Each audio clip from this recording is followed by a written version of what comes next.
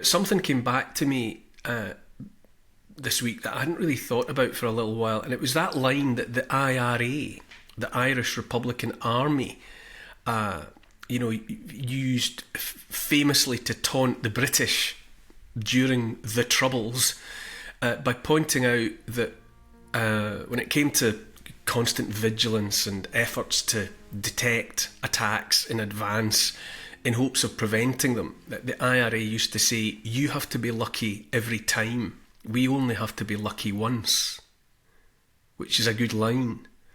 And it neatly summed up the predicament really for defenders in the face of attack.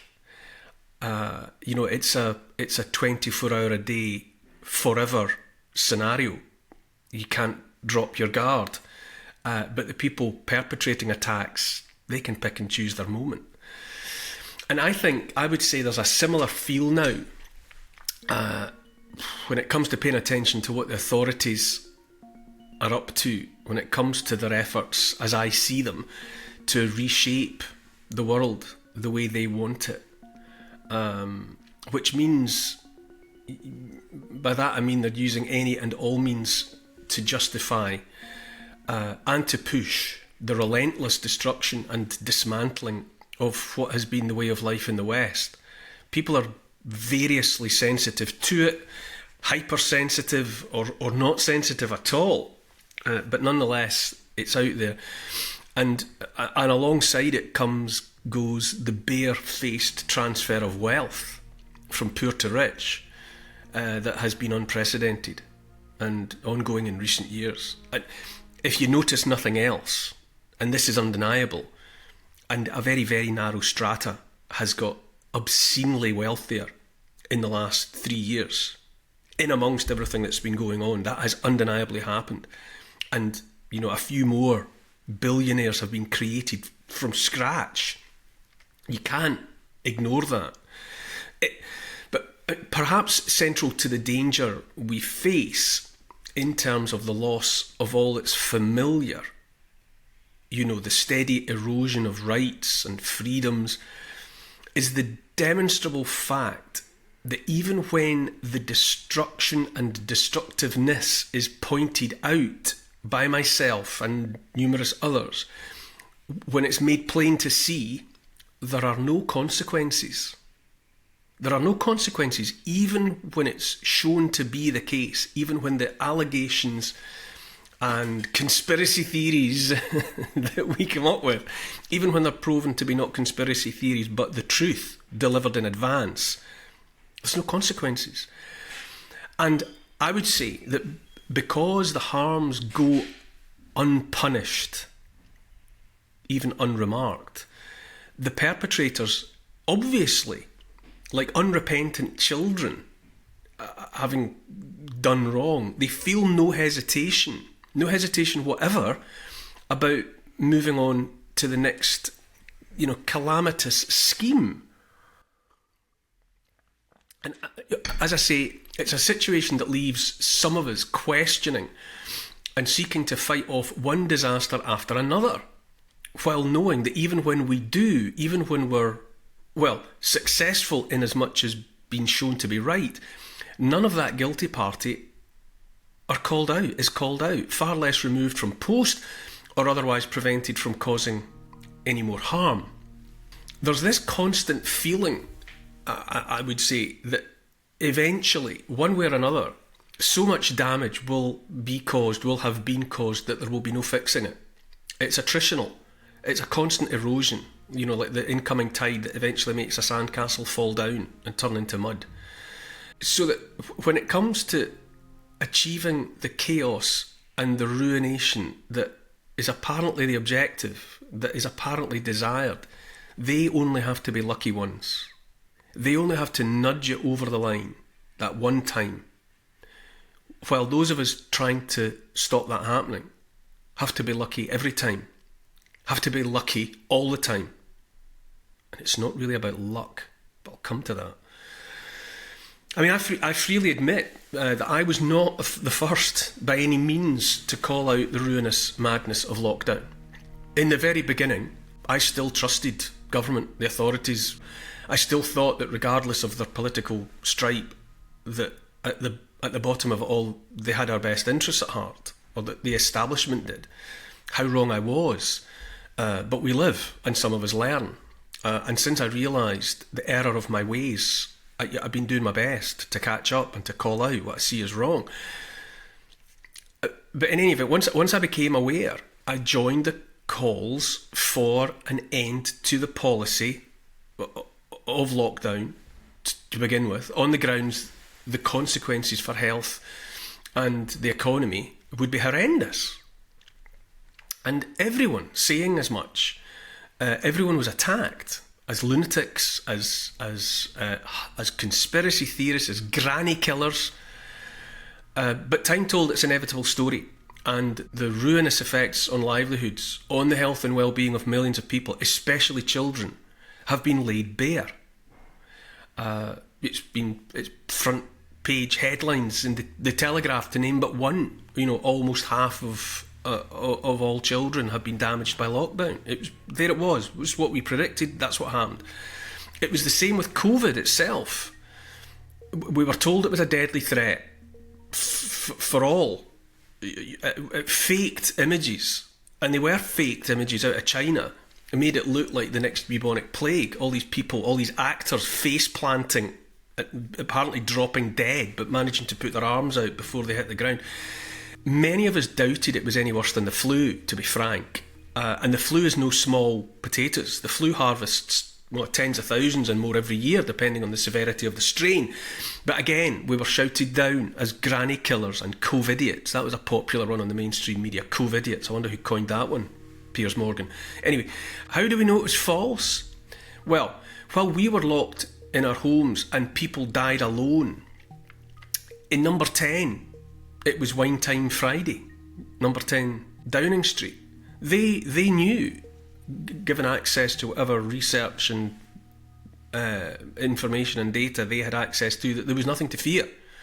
And so they just got together, spent time together. They even had to remind each other not to go out the door of number 10 in groups, and to put their face masks on when they were on the street, even though they were unnecessary. Products, I'll call them products of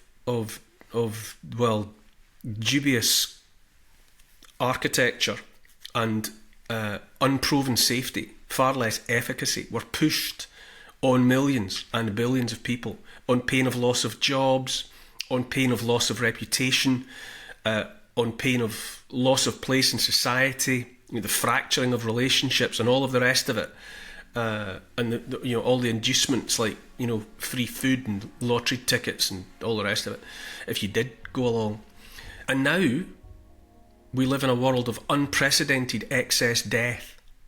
People dying suddenly, dying in their beds, face planting on the field of sport, all over the injected world, in numbers that actuaries in insurance companies, which is to say those whose profession it is to calculate risk, at levels those people have never seen before, not even in times of war, not even in times of natural disaster.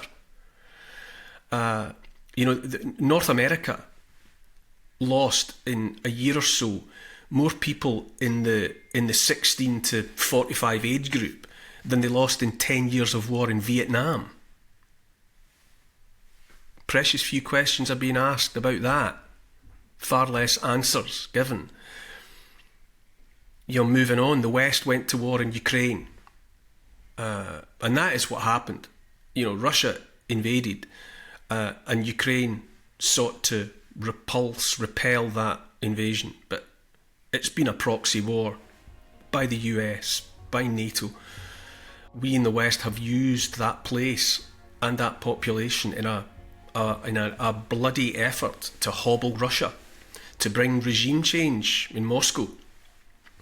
And at the beginning, myself included, some of us had questions to ask about the background to Russia's invasion, about American involvement in stoking a coup that in 2014 exiled a democratically elected president of Ukraine.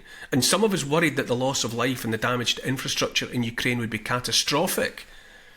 But for all of that and more, we were dismissed as Putin apologists and the rest. Well, by now, at least 300,000, perhaps as many as 500,000 Ukrainian men and boys are dead. And the country has been wrecked, perhaps past the point of no return. I mean, no doubt in some way, BlackRock and Vanguard and the rest will make something stand up there and call it Ukraine, but it won't be the Ukraine of before. Someone blew up the Nord Stream pipeline, upon which German economic prosperity, amongst others, had depended. Now the German economy is hugely damaged. Some say it's wrecked.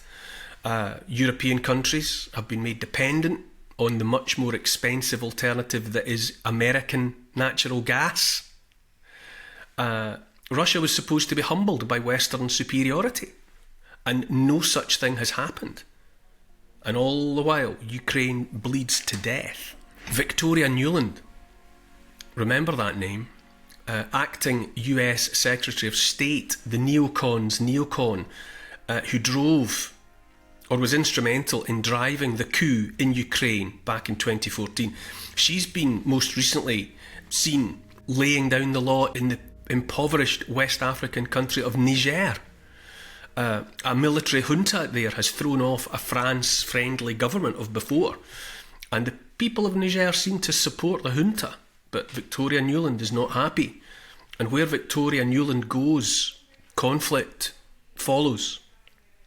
France depends upon easy, no-strings-attached access to Niger's sources of uranium. France needs that to power its nuclear industry, upon which it depends for power not just domestically, but the excess power that France is able to export is a big part of France's balance of payments.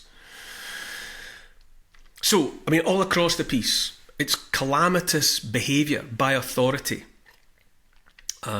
undermining the foundations of Western life, stoking anxiety and division between peoples, the climate hoax, the meddling with cash, the apparent enthusiasm by governments and corporations for central bank digital currencies, the CBDCs, which are, how would you say, electronic tokens that enable governments to control when, how, and even if people spend their own money.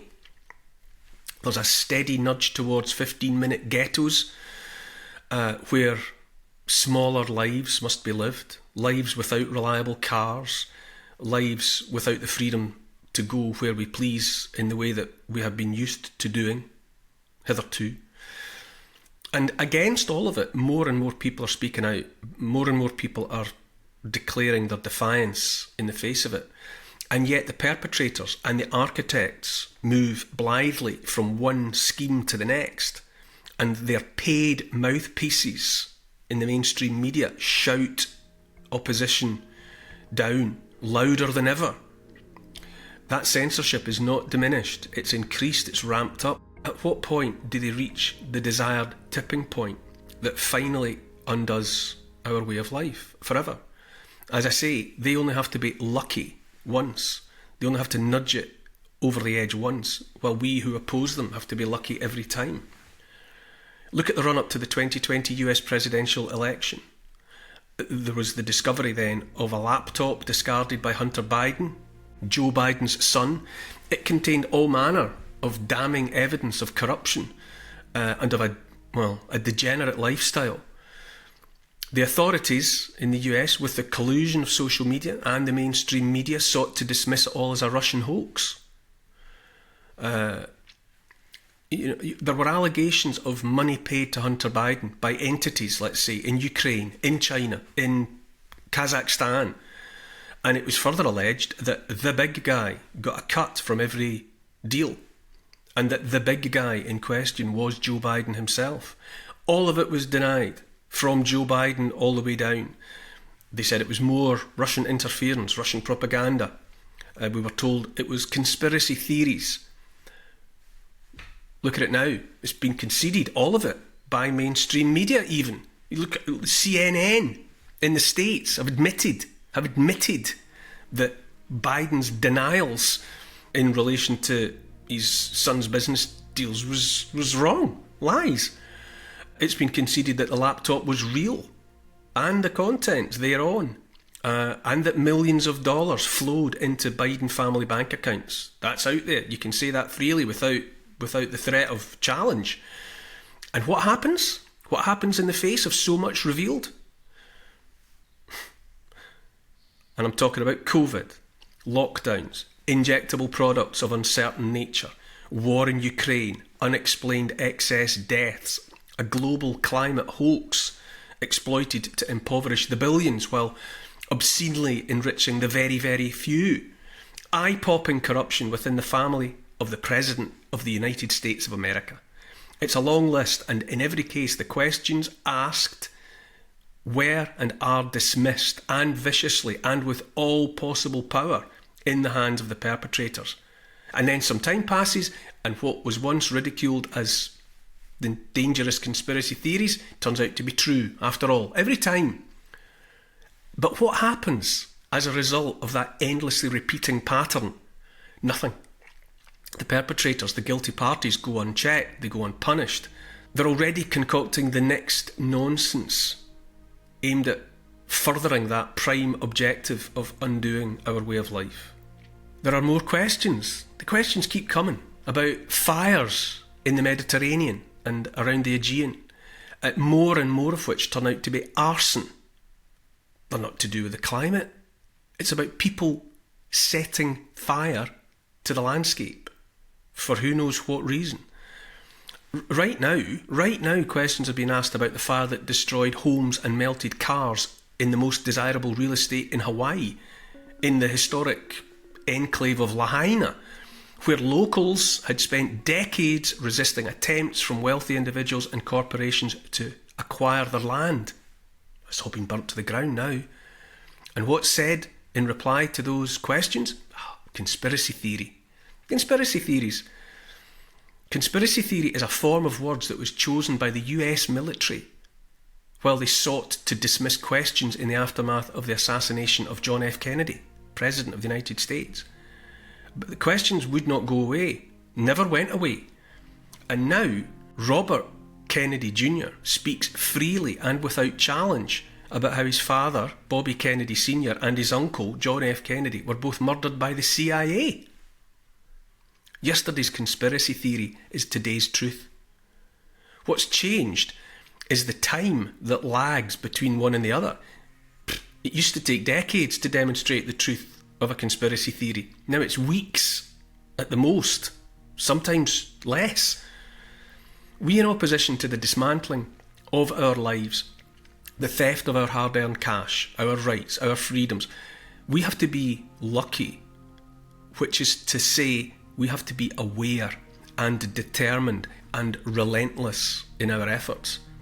They only have to be lucky, which is to say get away with it, get what they want, one time and one time only.